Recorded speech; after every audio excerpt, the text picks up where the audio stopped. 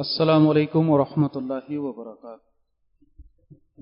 الحمدللہ رب العالمین والصلاة والسلام علی نبی الکریم، اما بعد، اعوذ باللہ من الشیطان الرجیم، بسم اللہ الرحمن الرحیم۔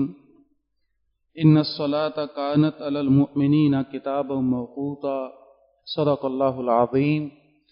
رب اشرح لی صدری ویسر لی امری واحلل عقدۃ من لسانی یفقہوا قولی۔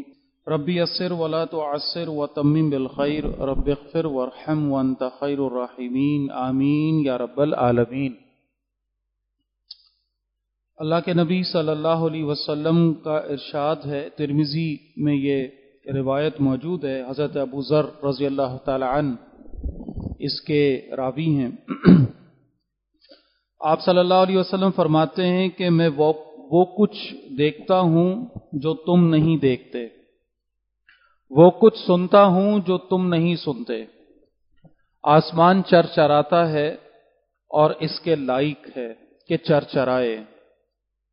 اس میں 4 انگلیوں کی بھی ایسی جگہ نہیں کہ جہاں کوئی فرشتہ اپنی پیشانی ٹیکے اللہ کے آگے سجدہ ریز نہ ہو۔ اللہ کی قسم، اگر تم وہ باتیں جان لو جو میں جانتا ہوں تو تم ہنسو تھوڑا اور رو زیادہ، اور تم بستروں میں لطف اندوز ہونا ترک کر دو، اور تم اللہ سے پناہ چاہتے ہوئے جنگلوں کے راستوں کی طرف نکل جاؤ۔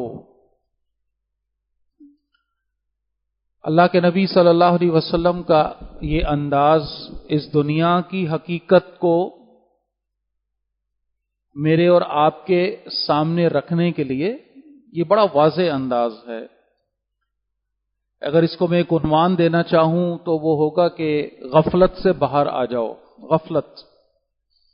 غفلت ہے کہ جس نے ہمیں چاروں طرف سے ڈھانپا ہوا ہے، اپنی زندگیوں میں مگن ہیں اور اپنے معاملات کو لے کر یہ سمجھ رہے ہیں کہ بس یہی ہے زندگی کا مطلب۔ آخرت کو بالفعل بھلا بیٹھے ہیں۔ اور یہ اگر میں عرض کروں کہ میں بات کر رہا ہوں لوگوں کی جو بظاہر دین کے ساتھ، مسجدوں کے ساتھ اٹیچ ہیں، جن کو اپنے مسلمان ہونے پر الحمدللہ اطمینان ہے۔ ایک تو وہ کیٹیگری ہے جو اس اطمینان سے باہر نکل چکی، ان کی تعداد بڑی تیزی سے بڑھتی جا رہی ہے۔ میں عرض کرتا ہوں کہ یہ مانوی طور پر ملحد ہو چکے، منہ سے تو نہیں کہہ رہے، کلمے کا انکار تو نہیں کر رہے، لیکن یہ ہے کہ مذہب بیزاری اب مذہب دشمنی میں تبدیل ہو رہی ہے، خدا بیزاری اب خدا دشمنی میں تبدیل ہو رہی ہے، معاذ اللہ۔ مذہب کی پابندیاں، دین کے تقاضے، ان سے اب چڑ ہونے لگی ہے، چڑ۔ اور یہ کیٹیگری بڑی تیزی سے بڑھ رہی ہے۔ اللہ رحم فرمائے، اللہ ہدایت عطا فرمائے۔ تو میں یہ عرض کر رہا ہوں کہ ان کی بات نہیں کر رہا، ابھی ان کی بات نہیں کر رہا، ابھی بات کر رہا ہوں کہ ان کی کہ جو الحمدللہ مسلمان ہونے پر اطمینان کا احساس ابھی اپنے اندر لیے ہوئے ہیں، اپنے آپ کو مسلمان کہتے اور کہلواتے ہیں، اللہ اور رسول کی باتیں کرتے ہیں، مسجدوں سے تعلق ہے، نمازیں پڑھتے ہیں۔ ان کی بات ہو رہی ہے کہ بہرحال ایک درجہ غفلت ہے۔ دنیا کے جھمیلوں نے اس طرح اپنے اندر لگا لیا ہے۔ کیا ہے وہ شعر جس کا دوسرا مصرع ہے کہ تجھ سے بھی دل فریب ہیں غم روزگار کے، دنیا نے تیری یاد سے بیگانہ کر دیا، دنیا نے تیری یاد سے بیگانہ کر دیا، تجھ سے بھی دل فریب ہیں غم روزگار کے۔ اب یہ روزگار جو ہے نا، کمانا اور کھانا اور لائف کو مینٹین کرنا، یہ ایک ہوا بن چکا ہے۔ یہ ایک اتنا بڑا اس وقت کا فتنہ ہے کہ جس نے مجھے اور آپ کو اس طرح گھمایا ہوا ہے جیسے وہ چکی کے وہ جو چاروں طرف بیل چلتا ہے، اور پھر وہ جو اندر جو بھی پروسیس ہو رہا ہے وہ کولو کا بیل جسے کہتے ہیں نا، وہ چل رہا ہے، بس چل رہا ہے چل رہا ہے چل رہا ہے چل رہا ہے، صبح شام صبح شام، اور وہ سمجھ یہ رہا ہے کہ میں بڑا فاصلہ طے کر رہا ہوں. اس کی آنکھوں پر بھی پٹی باندھ دیتے ہیں اسی لیے، تاکہ وہ یہ سمجھے کہ میں بڑا کارنامہ انجام دے رہا ہوں، میدانوں کے میدان سر کرتا ہوا آگے جا رہا ہوں. حالانکہ وہ ایک دائرے میں گھوم رہا ہے بس بیچارہ. تو ہماری اس وقت کیفیت یہی ہے، ہم بھی کولو کے بیل بنا دیے گئے ہیں جو ایک دائرے میں گھومتے چلے جا رہے ہیں، اور حقیقت حال سے ہم بے خبر ہوتے چلے جا رہے ہیں. آخرت کی فکر، آخرت کا غم، آخرت کی کامیابی، اللہ کو راضی کر دینے والے امور، ان کی ویلیو کم ہو گئی. اب اللہ کو راضی کرنے کے لیے اگر کسی کو کہا جائے کہ اللہ کے بندے تم قربانی دے دو، تم چھوٹے ہو جاؤ، تم معافی مانگ لو، تم اپنی انا کو چھوڑ دو، تم اگلے بندے کو جانے دے دو، کسی کا قصور معاف کر دو، تو وہ تو اگلی بات کرتا ہے تمہارا دماغ خراب ہے، یہ کیسی باتیں کر رہے ہو. حق لینا، حق چھیننا، یہ تو گویا اس طرح سے. اور دیندار لوگ اب یعنی وہ ایک پہلو کو اجاگر کر کے کہ اپنا حق چھینو، اپنا حق لو. بچپن سے اسکول کے پہلے دن سے تعلیم میں یہ شے شامل ہے ہماری، اپنا حق. تو بہرحال یہ کہ عرض میں یہ کر رہا تھا کہ اللہ کے نبی فرما رہے ہیں کہ حقیقت سے جو جتنا قریب ہو جائے گا، حقیقت حال سے جو جتنا واقعی، وہ دنیا سے اتنا بیزار ہوتا جائے گا. دنیا کتنی دیر کی ہے اس کے، جس کے لیے وہ اپنے آپ کو ہلکان کیے جا رہا ہے. اب آ جائیے جو موضوع انشاءاللہ جس پر کہ اس پوری تمہید کے بعد آپ کے سامنے بات رکھنی تھی. یہ جو امتحان جس میں اللہ نے مجھے اور آپ کو ڈالا ہے، یہ آسان امتحان نہیں ہے، یہ بہت مشکل امتحان ہے. قرآن اس کی منظر کشی کرتا ہے بات کو سمجھانے کے لیے، اس امتحان کی اہمیت اور اس کی مشکل کو سمجھانے کے لیے، کہ ہر شے پیچھے ہٹ گئی جب اس کے سامنے یہ چیلنج رکھا گیا. اللہ کی ساری مخلوقات، یہ بڑے بڑے پہاڑ، دریا، طوفان، سمندر بھی کہہ لیجئے، مانوی انداز ہے نا سمجھانے کا، تو یہ سارے پیچھے ہٹ گئے کہ نہ ہم یہ بوجھ نہیں اٹھا سکتے، ہم یہ چیلنج نہیں لے سکتے. انسان آگے بڑھا اور اس نے کہا میں تیار ہوں اس چیلنج کو لینے کے لیے. یہ خلافت عرضی کا چیلنج، اللہ کا نائب بن کر اس زمین پر زندگی گزارنے کا چیلنج، اپنے سامنے گناہ کو پا کر اس کے لیے اس سے اپنے آپ کو روک لینا آسان نہیں. اس چیلنج کے اندر جب انسان آیا ہے تو واقعتاً اللہ کی طرف سے اس کی ایک مدد کی گئی ہے بڑی اہم. اس مدد کا ایک حصہ تو یہ ہے کہ اللہ نے اپنے انبیاء کو اور رسولوں کو بھیجا ہے، اور آخری رسول صلی اللہ علیہ وسلم کے آنے کے بعد یہ ترتیب چلتی رہے گی، اور اللہ کے بندے قیامت تک کسی نہ کسی بہرحال انداز میں، تعداد میں توجہ دلاتے رہیں گے. یہ ترتیب رہے گی، یہ انشاءاللہ ختم نہیں ہوگی. اور اگر کسی قوم سے یہ ترتیب ختم ہو جائے تو پھر وہ قوم مٹا دی جاتی ہے. جب تک واعظ و نصیحت کرنے والے موجود ہوتے ہیں پھر بھی عذاب، بڑا عذاب رکا رہتا ہے کہ چلو ٹھیک ہے ابھی ترتیب چل رہی ہے. جس قوم سے یہ سلسلہ بھی ختم ہو گیا اور واعظ و نصیحت کرنے والے بھی ختم ہو گئے، اللہ ڈر دلانے والے بھی ختم ہو گئے، پھر اس قوم کو ختم کر دیا جاتا ہے، پھر عذاب آتا ہے اور پھر صفحہ ہستی سے مٹا دی جاتی ہے. یہ اللہ کی سنت ہے. اب جو میں عرض کر رہا ہوں، دوسری شے جو اللہ نے بہت اہم ترین جو میرے اور آپ کے لیے تحفہ دیا ہے اس چیلنج کو پورا کرنے کے لیے، اس امتحان میں پورا اترنے کے لیے، یعنی یوں سمجھ لیجئے کہ ایک ریس میں گاڑی کو اتارنا ہے، اس ریس میں اس نے جانا ہے، گاڑی بہترین بنا دی گئی ہے، لیکن اب اس کو کیا چاہیے بھائی؟ آگے ریس میں چلنے کے لیے پیٹرول چاہیے، فیول چاہیے، ایندھن چاہیے، توانائی چاہیے. پین بنا دیا بڑا زبردست خوبصورت، دیکھنے میں بہت اچھا، لکھائی میں بہت اچھا، لیکن اب اس کو اپنا کام کرنے کے لیے کیا چاہیے بھائی؟ سیاہی چاہیے، انک چاہیے. اگر اس میں انک نہیں ڈالیں گے تو یہ پین کسی کام کا نہیں ہے، کتنا ہی خوبصورت کیوں نہ ہو. گاڑی میں پیٹرول نہیں ہے تو وہ گاڑی کسی کام کی نہیں ہے، جتنی بھی زبردست اور بہترین کیوں نہ ہو. اب انسان کو اللہ نے بنا دیا، لقد خلقنا الانسان فی احسن تقویم، بہترین ساخت بنا دی، بہترین سپر ڈپر کمپیوٹر یہ اللہ نے بنا دیا. مخلوقات میں سب سے اشرف ترین، عجوبہ ترین مخلوق جس کو انسان خود بھی سمجھنے سے قاصر ہے. اب اس کو اپنی منزل پہ پہنچنا ہے. وہ منزل کیا ہے؟ جنت. اور اس منزل پر نہ پہنچنے کا نتیجہ کیا ہے؟ جہنم. تو اس جنت تک پہنچنے والی شے کیا ہے؟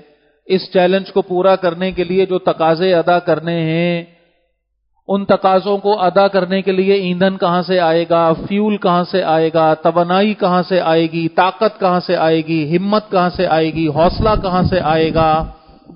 وہ شے ہے نماز۔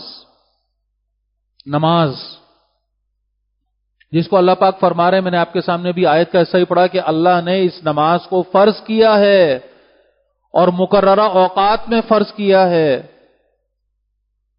اور شیطان کا عملاً سب سے پہلا وار کسی مسلمان پر کیا ہوتا ہے؟ وہ نماز سے غافل کرتا ہے۔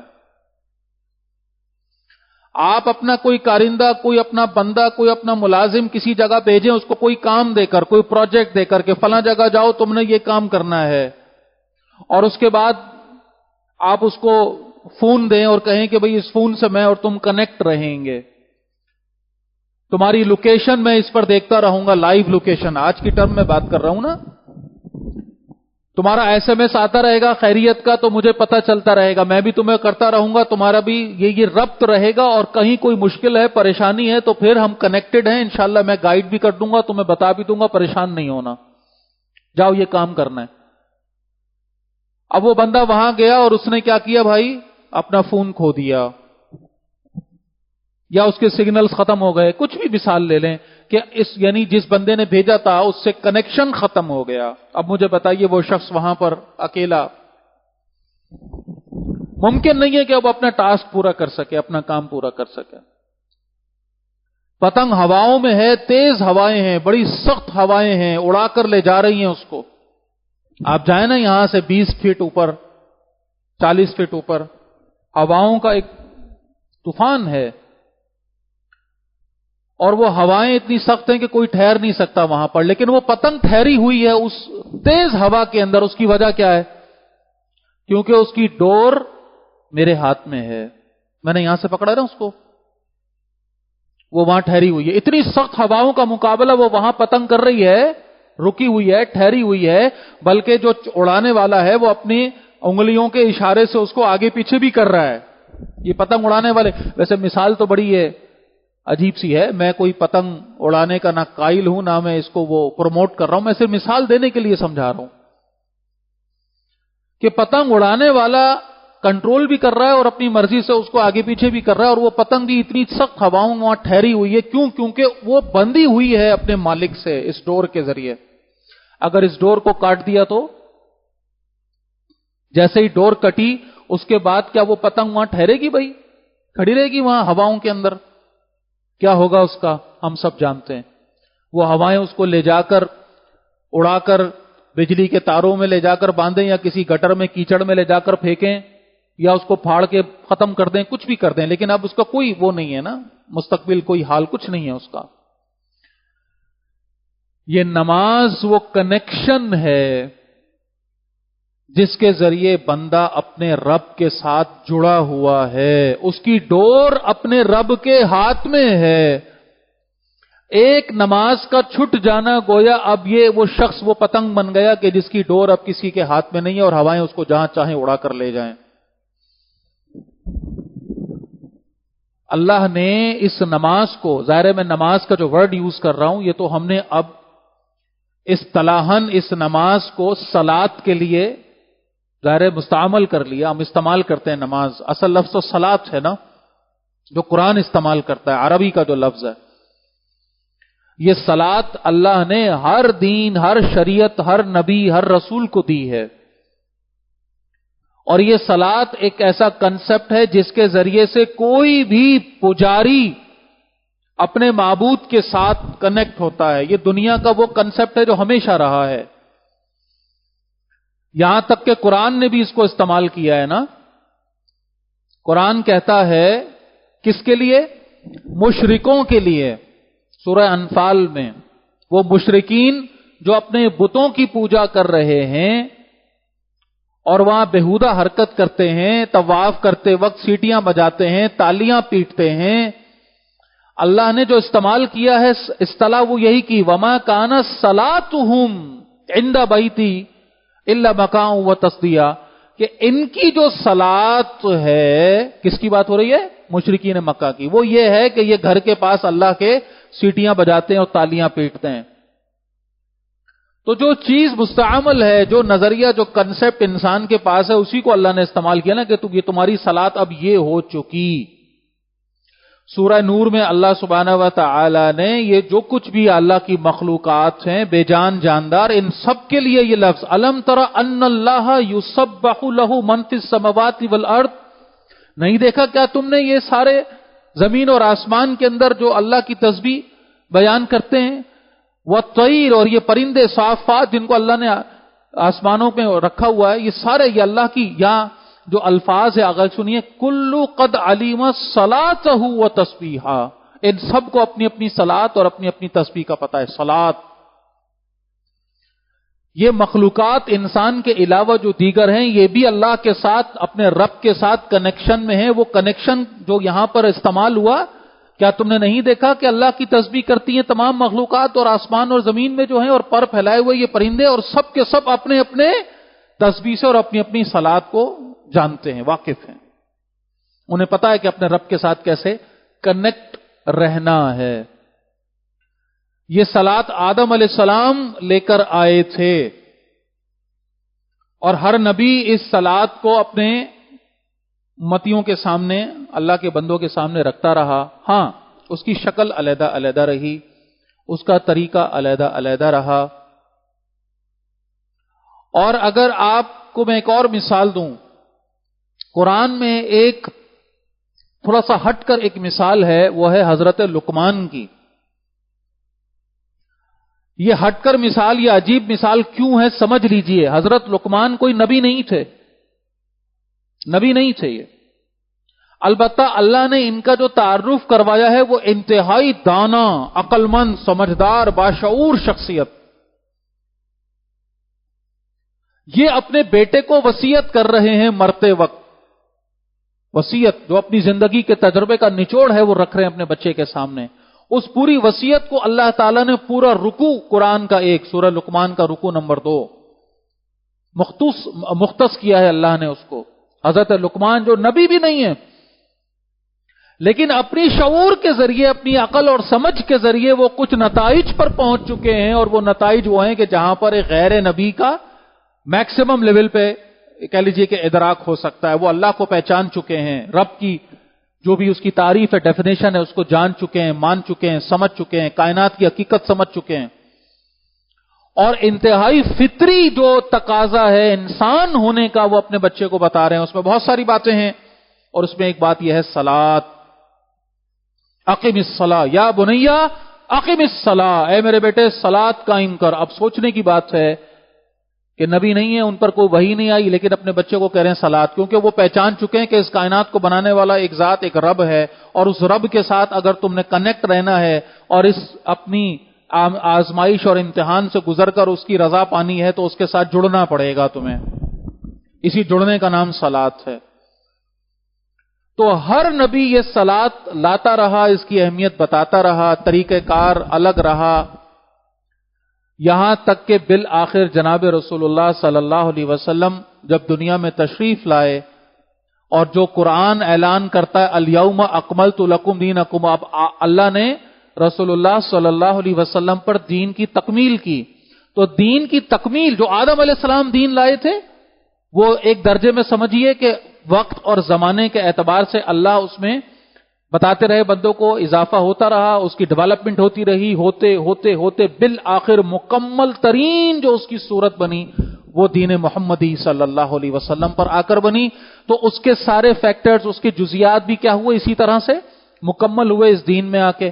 تو وہ نماز جو چلتی چلی آ رہی تھی بالآخر اپنی جامع ترین صورت میں، مکمل ترین صورت میں، جس میں دین اور دنیا اور آخرت کے سارے تقاضے، سب چیزوں کو جمع کر دیا گیا، وہ یہ صلاۃ ہے، صلاۃ اسلام، صلاۃ محمدی، جس کو ہم نماز کہتے ہیں، اور جس کو اللہ نے دن میں 5 دفعہ، اور یہ تحفہ دیا اللہ نے معراج کے موقع پہ، تحفتن، کہ جاؤ، ایک تحفہ انسان دیتا ہے اور کہتا ہے کہ بھئی یہ تمہارے کام کی چیز ہے، یہ تمہارے کام آئے گی، جاؤ، اتنے بڑے امپورٹنٹ مشن پر تمہیں بھیج رہا ہوں، یہ تمہارا ہتھیار ہے، یہ تمہارا ٹول ہے، یہ تمہیں زندہ رکھے گا۔ قرآن کہتا ہے استعینوا بالصبر والصلاۃ، مدد لو صبر سے اور نماز سے، یہ ہے تمہارا ہتھیار، یہ ہے تمہاری ڈھال، یہ ہے تمہاری تلوار۔ مقابلہ شیطان سے ہے، باطل نظریات سے ہے، باطل معاشروں سے ہے، مقابلہ تمہارے اپنے نفس کے ساتھ ہے جو اندر ہی اندر سے تمہیں کھائے گا، بے چین کرے گا، اللہ کی راہ میں آگے بڑھنے سے روکے گا۔ یہ شیطان قدم قدم پر تمہیں بہکائے گا، تمہارا نفس تمہیں سنہرے خواب دکھا کر راستے سے بھٹکائے گا، تمہیں غافل کرے گا، سست کرے گا، تمہاری ہمت توڑے گا۔ ایسے میں تمہارا سہارا کیا چیز بنے گی؟ تمہیں توانائی کیا شے دے گی؟ یہ نماز۔ کیونکہ نماز کیا ہے؟ اللہ کے نبی فرما رہے نماز مومن کی معراج ہے۔ معراج میں کیا ہوتا ہے بھائی؟ ملاقات۔ اللہ کے نبی نے معراج میں کیا کیا ہے؟ اللہ سے ملاقات کی ہے۔ تو نماز مومن کی معراج ہے۔ نماز میں حدیث کے مفاہیم عرض کر رہا ہوں، اللہ کے نبی فرما رہے ہیں بندہ نماز میں اپنے رب سے سرگوشیاں کرتا ہے۔ ایک روایت میں بات آتی ہے اگر تمہیں معلوم ہو جائے کہ کس کے سامنے کھڑے ہو، کس سے بات کر رہے ہو، تو کبھی بھی سلام نہ پھیرو۔ ایک اور جو مستند حدیث ہے جس میں اللہ کے نبی نے باقاعدہ ڈائلاگز بتائے ہیں بندے اور اللہ کے درمیان، مسلم کی حدیث ہے۔ بندہ کھڑا ہے، وہ کہہ رہا ہے الحمدللہ رب العالمین، اور اللہ پاک جواب دے رہے مجدنی عبدی، میرے بندے نے میری بزرگی بیان کی۔ پھر بندہ کہتا ہے الرحمن الرحیم، پھر رب کی طرف سے جواب آتا ہے، مالک یوم الدین، رب کی طرف سے جواب آتا ہے۔ کہ ڈائلاگز ہو رہے ہیں باقاعدہ، ڈائلاگز، کہ دو بندے آپس میں جس طرح ہم آپس میں بات کرتے ہیں، ایک جملہ یہ بولے پھر ایک جملہ یہ بولے۔ ہاں فرق کیا ہے؟ ظاہر سی بات ہے کہ اس دنیا کے اندر ہمیں یہ اللہ نے صلاحیت نہیں دی کہ ہم اللہ کی بات کو سن سکیں۔ یہ نہیں ہو سکتا، اگر یہ ہو جائے گا تو دنیا قائم نہیں رہ پائے گی۔ اس دنیا میں اتنی سخت نہیں ہے، انسان میں اتنی سخت نہیں ہے کہ اس کیفیت میں وہ اللہ کی کوئی بات سن سکے، اس کے اندر نہیں ہے یہ ادراک، اس کو اللہ نے نہیں دیا۔ تو ہماری بات اللہ سن رہا ہے، ہم اللہ کی بات نہیں سن رہے، ہم مانوی انداز میں دل کی آنکھوں سے، دل کے کانوں سے سن رہے ہیں، وہ ایمانی کیفیت ہے، لیکن اس ظاہری کانوں سے نہیں سن رہے۔ لیکن اس پر یقین رہے کہ میں جب بات کرتا ہوں نماز میں تو اللہ جواب دے رہا ہے، اللہ کے سامنے کھڑا ہوں۔ یہ سجدے میں جو سر رکھا ہے یہ اللہ کے سامنے رکھا ہے، یہ اللہ ہے میرے اس سجدے کے بالکل سامنے جس کا آگے سر جھکے۔ رکوع میں گیا ہوں، اللہ کے سامنے جھکا ہوں، اپنے آپ کو، اپنی روح اور اپنے جسم کو، اپنے ذہن کو، ہر چیز کو میں نے اللہ کے سامنے جھکایا ہے۔ یہی تو خشوع و خضوع کہلاتا ہے کہ جو بھی ارکان ہم کر رہے ہیں اس کے مطلب اور معنی ہمیں، جو ہم پڑھ رہے ہیں اس کے مفہوم بھی ہمیں پتا ہو کہ پڑھ کیا رہے ہیں، اور جو حرکت ہم کر رہے ہیں، رکوع کر رہے ہیں، رکوع کیا ہے یہ؟ معاذ اللہ معاذ اللہ آپ کسی انسان کے سامنے اس کیفیت پہ جھکیں، اللہ نہ کرے، تو اس کا مطلب کیا ہے؟ یعنی یہ اپنے ہاتھوں کو گھٹنوں پہ رکھنا اور پوری کمر کو سیدھا کر کے اپنے سر کو ایسے رکوع میں آ جانا، بالکل تیر کمان، یہ کیا چیز ہے؟ یہ ہے اپنے آپ کو پیش کر دینا، جھکا دینا، کسی کے حوالے کر دینا۔ اور سجدہ اپنا ماتھا ٹیک دینا، اور اس کے اندر دیکھیے یہ ماتھا ٹیکنا جو ہے نا، یہ تو بندگی ہے، یہ تو سجدہ کیا ہے؟ عبودیت ہے، خدا ماننا، رب ماننا، معبود ماننا، یہ سجدہ، یہ ماتھا ٹیک دیا۔ اور لیکن کتنی خوبصورت بات ہے، یہ ناک کی ہڈی جب ہم لگاتے ہیں نا زمین پر، یہ کیا ہے؟ یہ ناک کی ہڈی جو ہے یہ محبت ہے، محبت۔ صرف ماتھا آپ ٹیکے نا، یہ کیا ہے؟ یہ قانونی سطح پر بھی یہ رب کے سامنے ماتھا ہے۔ یہ ناک کی ہڈی جب زمین پر، جو اللہ کے نبی نے فرمایا کہ یہ ہڈی اگر نہیں لگی ہے نا سجدہ نہیں ہوا۔ یہ ناک کی ہڈی اور ماتھا یہ دونوں لگتے ہیں اس کی میں آپ کو مثال دوں گا، کبھی تجربہ کیجئے گا، کرتے بھی ہیں ہم اپنے چھوٹے بچے کو، چھوٹا بچہ ہمارا گود میں ہے، جو ابا بیٹھے ہوئے ہیں، اماں اگر بعد میں سنیں گی یہ وائس ریکارڈنگ جائے گی، اور دادا خاص طور پہ اپنے پوتے کے ساتھ، پوتی کے ساتھ کیا ہی محبت کا وہ الگ کیفیت ہوتی ہے۔ اپنے چھوٹے بچے پوتے ناتے کو ذرا ہاتھ میں اٹھائیں اور اس کے گال کے ساتھ اپنی ناک اور ماتھا ایسے محبت کے ساتھ ذرا ایسے ٹچ کریں، کبھی تجربہ کریں یہ، ٹھیک ہے؟ یہ اپنا ماتھا اور اپنی ناک ایسے محبت سے اس کو پیار کرنے کے لیے اس کے گال پر، اس کی کمر پر، کہیں بھی ایسے بچے کے ساتھ محبت کا انداز ہے نا، محبت کا انداز ہے۔ یہ جو اظہار ہے نا اس حرکت میں، یہ انتہائی محبت کا اظہار ہے، انتہائی محبت کا اظہار۔ جب ہم یہ ماتھا اور ناک ایسے رکھتے ہیں زمین پر اپنے رب کے سامنے، تو اس میں عبودیت کا بھی اعلیٰ ترین اظہار ہے اور محبت کی اعلیٰ ترین کیفیت کا اظہار ہے۔ پھر جب ہم پڑھتے ہیں سبحان ربی، پاک ہے میرا رب، ربی میرا رب، اس میرا رب کے اندر جو ایک اپنائیت ہے، اونرشپ ہے۔ ہماری بدقسمتی کہ نماز بس ایک عادتاً پڑھ رہے ہیں، ہمیں پتہ ہی نہیں آگے کہ ہو کیا رہا ہے۔ تو نماز صحیح معنوں میں اگر ہم اہمیت دے کر پڑھنا شروع کریں، پھر نماز میں مزہ بھی آئے گا اور نماز کی پھر اہمیت ہمیں پتہ چلے گی۔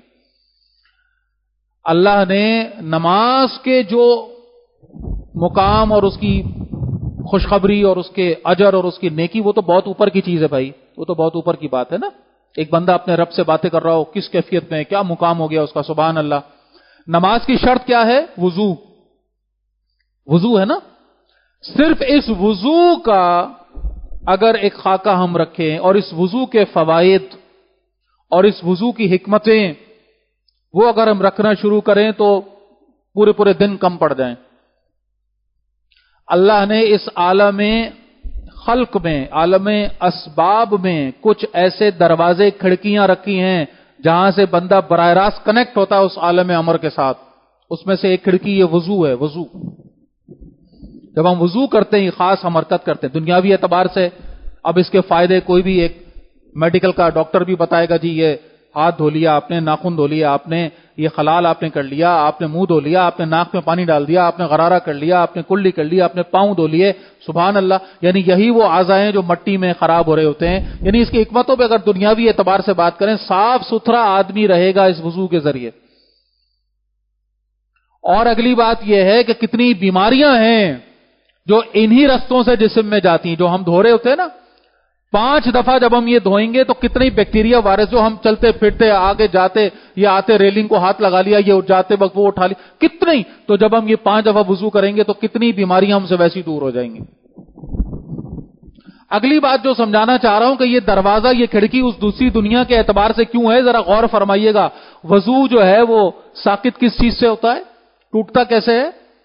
فرض کرے میں وضو کر کے آیا، ابھی صاف ستھرا میرے ہاتھ منہ سب کچھ ہے، اور میرے ہاتھ کے اوپر آ کر مٹی یا کوئی ایسی نجاست آ کے گر گئی ایسے، تو کیا کروں؟ وضو ٹوٹا میرا، کیا کروں؟ خاص خالی اس کو دھو لوں، ایسے ہی ہے نا۔ وضو ٹوٹا، وضو تو اپنی جگہ ہے۔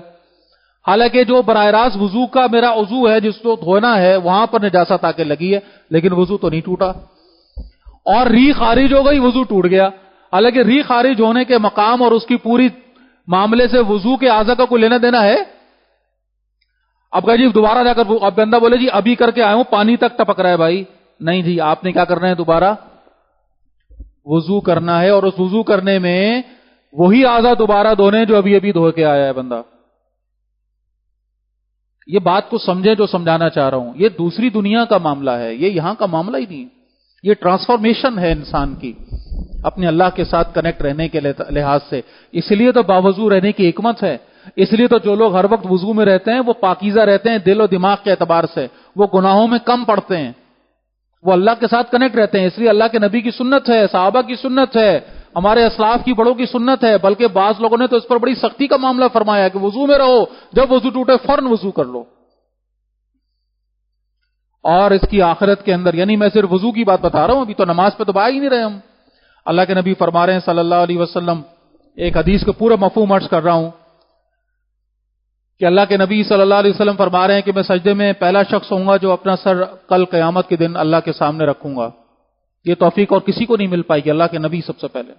اور فرماتے جب میں سجدے سے سر اٹھاؤں گا تو سامنے دیکھوں گا تو اپنے امتیوں کو پہچان لوں گا، دائیں دیکھوں گا تو اپنے امتیوں کو پہچان لوں گا، بائیں دیکھوں گا تو اپنے امتیوں کو پہچان لوں گا۔ صحابہ حیران ہوئے، اللہ کے نبی آپ تو بتاتے وہاں تو امتیں ہوں گی، وہاں تو انسان ہوں گے، خربوں اور خربوں سے اوپر کا کیا لفظ ہوتا ہے، سوچیں ذرا، اول سے آخر کتنی تعداد ہے انسانوں کی، آدم علیہ السلام سے لے کر آخری انسان تک کے سارے انسان اس میدان میں جمع، اتنی امتیں، اتنا خلق۔ تو صحابہ حیران ہوئے، اللہ کے نبی آپ اپنی امت کو کیسے پہچانیں گے؟ اتنے جمع غفیر میں آپ نے تو دیکھا بھی نہیں نا، جس کو آپ نے دیکھا ہو بھائی حضرت حضرت ابو بکر کو اللہ کے نبی پہچان لیں گے سمجھ میں آتا ہے، حضرت عمر کو پہچان لیں گے، اپنے صحابہ کو پہچان لیں گے سمجھ میں آتا ہے، مجھے اور آپ کو کیسے پہچان پائیں؟ ہمیں تو دیکھا نہیں انہوں نے. تو سوال تو لاجیکل ہے، اللہ کے نبی آپ کیسے اتنے رش میں اپنی امت کو پہچانیں گے؟ سنیے، اللہ کے نبی فرماتے ہیں میں اپنے امت کو ان کے وضو کے اعضاء کے چمکنے کی بدولت پہچانوں گا. یہ جتنا حصہ ہم وضو میں دھوتے ہیں اور جو پکے نمازی ہیں، بات سمجھے بھائی، یہ چلتے پھرتے نمازیوں کی بات نہیں ہو رہی ہے، یہ کبھی پڑھ لی کبھی نہ پڑھنے والوں کی بات نہیں ہو رہی ہے، یہ پورا ہفتہ معذرت کے ساتھ جمعے کا انتظار کرنے والوں کی بات نہیں ہو رہی کہ جمعہ فرض ہے باقی تو بس ایسے ہی. نماز جو پڑھنے والا محبت کے ساتھ، اس کی بات ہو رہی ہے. کل قیامت کے دن جب وہ سورج سوا نیزے پر ہوگا، سخت عالم گرمی کا، سختی کا، کیا وہ منظر ہے، وہ حدیث میں پڑھو تو رونگٹے کھڑے ہو جاتے ہیں. ایسے میں وہ شخص ہوگا جو نماز کا پابند تھا، اس کے یہ اعضاء چمک رہے ہوں گے، اللہ کے نبی اس کو دیکھ کر پہچان لیں گے کہ یہ میرا امتی ہے. اللہ میں ان لوگوں میں شامل ہونے کی توفیق عطا فرمائے. یہ لٹمس ٹیسٹ ہے بھائی، نماز لٹمس ٹیسٹ. یہ جو بیٹھے ہوئے کیمسٹری پڑھے ہوئے، یہ جانتے ہیں اس بات کا مطلب کیا ہے. آپ کے سامنے ایک لکوڈ رکھا ہوا ہے، آپ کو پتہ نہیں ایسڈ ہے کہ بیس ہے، وہ نظر نہیں، آپ کو اس کو پتہ نہیں چل رہا، کیسے پتہ چلے؟ تو ایک پیپر آتا ہے چھوٹا سا، اس کو آپ ڈپ کرتے ہیں اس کے اندر، اس کا کلر چینج ہو جاتا ہے. آپ کہتے ہیں جی یہ اس کلر کا ہوا تو ایسڈ ہے، اس کلر کا ہوا تو بیس ہے، مطلب ایسے ڈالا اور ایسے ریزلٹ آ گیا. تو لٹمس ٹیسٹ کا مطلب ہوتا ہے وہ شے جو بتا دیتی ہے کسی کا کہ کچا ہے کہ پکا ہے، کھرا ہے کہ کھوٹا ہے، اصلی ہے کہ نکلی ہے. وہ لٹمس ٹیسٹ اسلام کا کیا ہے، مسلمان کا کیا ہے؟ وہ نماز ہے. نماز پڑھی ہے تو یہ مسلمان ہے، نماز نہیں پڑھی تو اب لاکھ سمجھتا رہے اپنے آپ کو مسلمان، لاکھ سمجھتا رہے. علماء فرماتے ہیں، ائمہ فرماتے ہیں، اسلاف کہتے ہیں نماز چھوڑیے، کلمہ پڑھ، تجدید کر، نہیں رہا تو مسلمان. اللہ کے نبی صلی اللہ علیہ وسلم کا ارشاد موجود ہے، کافر میں اور مسلمان میں فرق کرنے والی شے کیا ہے؟ نماز ہے. آپ نے فرمایا جس نے نماز چھوڑ دی وہ ہم میں سے نہیں ہے. بات ہی ختم، چیپٹر کلوز. لہذا نماز، اور میں نے آیت بھی آپ کو سنا دی کہ اپنے مقرر وقت پر نماز، صرف ایسے نہیں کہ کہیں بھی. نماز کو ادا کرنے کا مفہوم یہی ہے. ایک ہے نماز، ہم کہتے ہیں نماز پڑھ لی، نماز پڑھی نہیں جاتی. نماز میں قرآن پڑھا جاتا ہے، نماز میں تسبیحات پڑھی جاتی ہیں، نماز پڑھی نہیں جاتی، نماز ادا کی جاتی ہے، نماز قائم کی جاتی ہے. اقیم الصلاۃ کا مطلب کیا ہے؟ نماز قائم کرو. اور نماز قائم کرنے میں سمجھیے گا بات کو، پہلا عمل کیا ہے بھائی؟ نماز قائم کرنے کی پہلا تقاضا، سبحان اللہ، وہ ہے نماز کا انتظار. نماز قائم کرنے کا پہلا سٹیپ کیا ہے؟ نماز کا انتظار. آپ سمجھیں اس بات کو. ایک ہے کہ جی وہ ایک دم نماز آگے بھائی یار وہ نماز کا وقت ہو گیا، لو بھائی پتہ ہی نہیں تھا، ایک دم کسی ہوش پہ نہیں تھے، اپنے کاموں میں تھے، اپنے معاملات میں تھے، وہ نماز ہو گئی، چلو اب یار پڑھنا ہے، اب چلو بھائی دیکھو کیا کرنا ہے، کیا اس کو سمیٹو، اس کو اٹھاؤ، اس کو رکھو. نہ یہ نہیں ہے بھائی. یہ تو نماز کا انتظار بندے کو پہلے سے اس کو پتا ہے کہ ابھی کتنی دیر رہ گئی، ابھی 1 گھنٹہ باقی ہے. اچھا فرق کیا پڑا؟ فرق یہ پڑا کہ ایک آدمی پہ اچانک نماز آ گئی، اس کو اپنے کام سمیٹنے پڑ رہے ہیں. ایک آدمی کو 1 گھنٹے پہلے سے انتظار ہے کہ نماز میں کتنی دیر رہ گئی ہے، وہ اپنے کام اسی حساب سے سمیٹے گا. اب دیکھیے نماز کا ادا کرنا، اس کے جو جزیات ہیں، اللہ کے نبی فرما رہے ہیں اگر پہلی صف کا تمہیں اجر پتہ چل جائے، پہلی صف کا، تو تمہارے درمیان جھگڑا ہو جائے پہلی صف میں بیٹھنے کے لیے، کیا اجر ہے اس کیوں پہلی صف والا پہلے سے آیا ہوا ہے نا، آیا بھی پہلے ہے جائے گا بھی بعد میں، آیا بھی پہلے ہے جائے گا بھی آخر میں نکل کے. پچھلے والے نماز پڑھ رہے ہوں گے، مانوی لحاظ سے سمجھیے اس بات کو. تو رب پہلے سے آ کر بیٹھا ہے، نماز کے انتظار میں بیٹھا ہے. ایک جگہ فرمایا اذان اور اقامت کے درمیان جو مسجد میں بیٹھ کر اگر تم لا حول ولا قوت الا باللہ، سبحان اللہ والحمد للہ ولا الہ الا اللہ واللہ اکبر پڑھو، تو یہ گویا ایسا ہے جیسے تم جنت کے پھل کھا رہے ہو. جنت میں بیٹھے ہوئے ہو, جنت کے پھل کھا رہے ہو. کرنا کیا ہے؟ اذان ہو رہی ہے, مسجد میں بندہ موجود ہے, اذان ختم ہوئی, اذان کا جواب دیا, دعا پڑھی, درود پڑھا. اب اس کے بعد جو ہے نا سبحان اللہ والحمد للہ ولا الہ الا اللہ واللہ اکبر. اب دنیا داروں کو نہیں سمجھ آئے گی یہ بات, یہ تو اللہ والوں کو سمجھ آئے گی. وہ پھل کھا رہا ہے بیٹھ کے جنت کے یہاں پہ, وہ مزے میں اس وقت, جنت میں ہے وہ اس وقت. دعا جو مانگو اس دوران اللہ کے نبی فرما رہے ہیں قبول ہو جائے گی تمہاری. پھر اسی طرح نماز کا سیکھنا, نماز کی جزیات کا علم ہونا, نماز کے معاملات کا پتہ کرنا, کس چیز سے نماز فاسد ہو جاتی ہے, ٹوٹ جاتی ہے, ساکت جو بھی کہہ لیجئے, اس کی شرائط کیا ہیں, اس کی واجبات کیا ہیں, اس کے فرائض کیا ہیں, نماز میں کیا کرنا ہے کیا نہیں کرنا ہے, کون سے چیز پڑھنی ہے کیا. پھر نماز کو بہتر سے بہتر بنانے کی انسان میں ایک کیفیت ہو, اور آیات یاد کروں, اور چیزیں, تسبیحات اور یاد کروں تو اللہ کے نبی سے جو ثابت ہیں. ہم کیا نماز پڑھتے ہیں؟ اللہ کے نبی صلی اللہ علیہ وسلم فرماتے ہیں کہ مفہوم عرض کر رہا ہوں کہ بندہ نماز پڑھتا ہے تو وہ نماز ایسی ہوتی ہے کہ جب وہ اوپر جاتی ہے تاریکی میں ہوتی ہے, اور اس نماز کو پھر ایک پرانے کپڑے میں لپیٹ کر اس نمازی کے منہ پر مار دیا جاتا ہے. گویا یہ لوڑی لنگڑی کانی ٹوٹی ہوئی نماز یہ تم اللہ کو دے رہے ہو, اپنے پاس ہی رکھو, نہیں چاہیے. ایک صحابی کو اللہ کے نبی نے دیکھا کہ وہ نماز پڑھ رہے, تو آپ نے پوچھا, بلکہ سوری یہ ایک صحابی ہیں, انہوں نے ان کا معاملہ ہے کہ ایک شخص کو نماز پڑھتے ہوئے دیکھا تو کہا کہ تم کتنے عرصے سے نماز پڑھو؟ اس نے کہا 40 سال سے. کہا کہ تم نے نماز ہی نہیں پڑھی, نماز ہی نہیں پڑھی, یہ تم نماز پڑھ رہے ہو, نماز ہی نہیں ہے. اللہ کے نبی نے ایک شخص کو اس طرح سے توجہ دلائی کہ یہ نماز نہیں ہے, یہ تو کوے کی طرح ٹھونگے مارنے والی مثال ہے, کہ ایک کوا آ کر زمین پر ٹھونگے مارتا ہے. تو لہذا نماز کیا ہے, نماز کا معاملہ, بلکہ ایک جگہ پر الفاظ ایک صحابی کے ہیں کہ ایک شخص نے کہا کہ بھئی میں تو ایسی پڑھتا ہوں, میں تو ایسی, تو انہوں نے کہا کہ پھر تمہارا پیغمبر سے کوئی تعلق نہیں, جاؤ. یعنی یہ تو پڑھنے والے کی بات ہو رہی ہے, جو نہ پڑھنے والے ان کی بات ہی نہیں ہو رہی, جو پڑھنے والے ان کی بات ہو رہی ہے. یہ نماز پڑھ رہے ہو, اٹھک بیٹھک لگا کے بھاگ دوڑ کی اور نکل گئے بس. اچھا یہ بھی ذہن میں رکھیے کہ یہ بھی غنیمت ہے, اس کو چھوڑنا نہیں ہے, اس کو اچھے سے اچھا کرنے کی محنت کر رہی ہے. بات یہ نہیں ہو رہی کہ پڑھو تو اچھا پڑھو ورنہ نہ پڑھو, معاذ اللہ.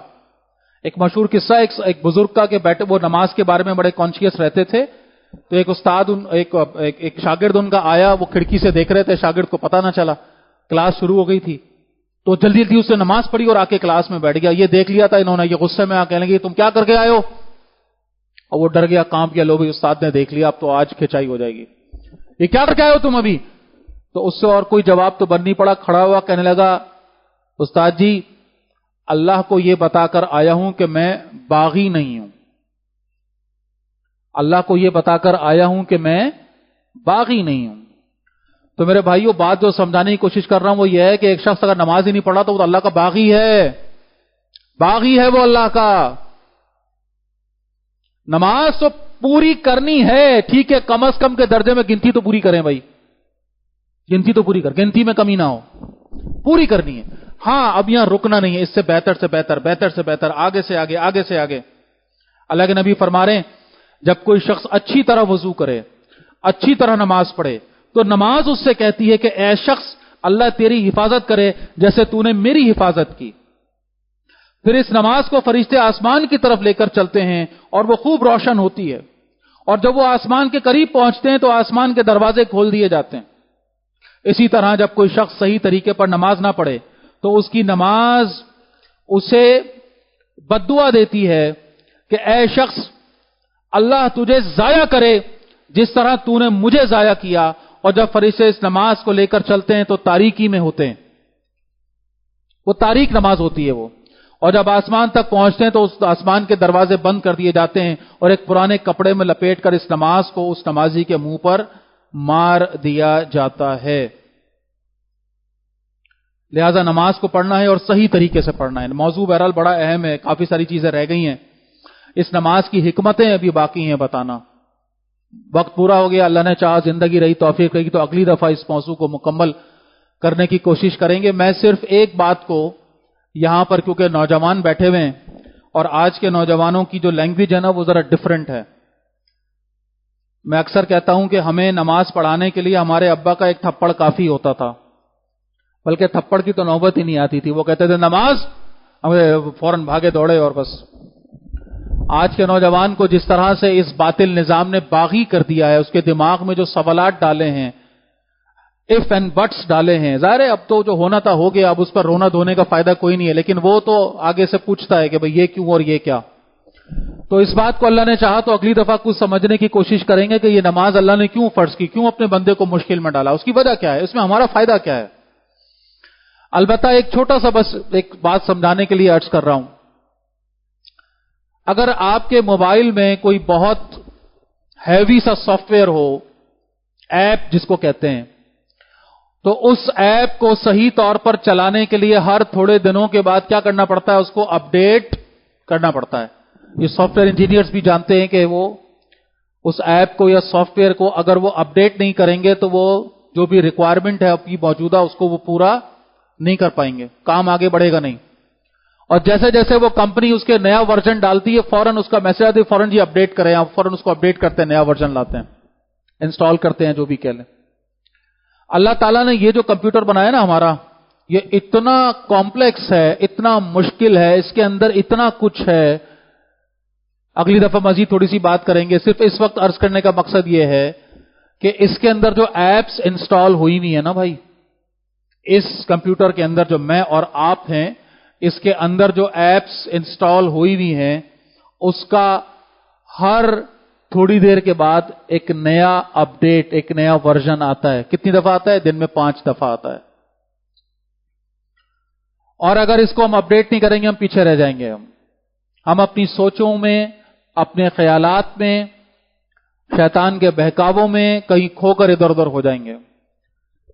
ہمیں روزانہ 5 دفعہ کنیکٹ کر کے اپنی ایپ کو اپڈیٹ کرنا ہے اگر ہم چاہتے ہیں کہ انسان کے طور پہ زندہ رہوں.